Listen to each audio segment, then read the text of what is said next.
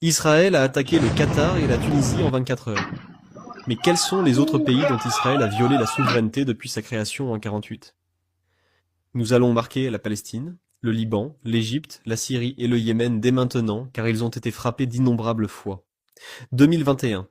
La Malaisie, enlèvement d'un Palestinien, mais aussi la Jordanie. 2018. Turquie. Sabotage d'équipements. On continue en 2016. Tunisie avec un assassinat à Sfax. 2014. Sri Lanka. Opération du Mossad.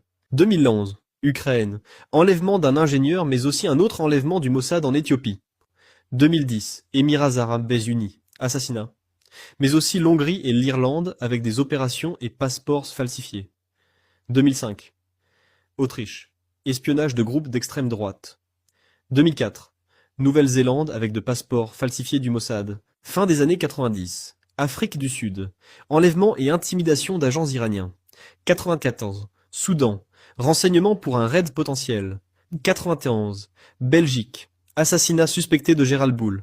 Mais aussi Maroc, avec un dispositif de traçage sur un navire transportant des missiles nord-coréens vers la Syrie. La Tunisie en 91 et 88. Assassinat et bombardement de groupes de l'OLP. 90. Canada, avec des passeports falsifiés pour des opérations du Mossad. 83 et 86. Grèce. 2 assassinats du Mossad. 85.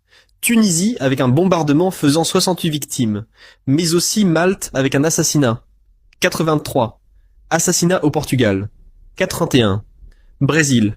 Assassinat de José do Amarante par contamination radioactive. Mais aussi l'Irak avec le bombardement d'un réacteur et un sabotage d'équipements en Italie. 80. France. 2 assassinats séparés en France. 79. Espagne. Assassinat. 78. Allemagne de l'Est. Assassinat par empoisonnement au chocolat. 76. Ouganda. 73. Une année chargée, avec des assassinats en France. Grèce, Chypre, Norvège, Liban, Syrie. 72. Un assassinat en France et un autre en Italie, et tentative d'assassinat en Grande-Bretagne.